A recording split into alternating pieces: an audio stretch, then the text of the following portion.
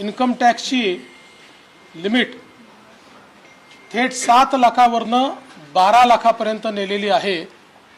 त्यामुळे आता 12 लाख रुपये उत्पन्न असणाऱ्यांना कोणताही टॅक्स भरावा लागणार नाही अशी जी इन्कम टॅक्सची रचना करण्यात आलेली आहे याचा मोठा फायदा मध्यमवर्गीयांना, नोकरदारांना, नवतरुणांना या ठिकाणी होणार आहे।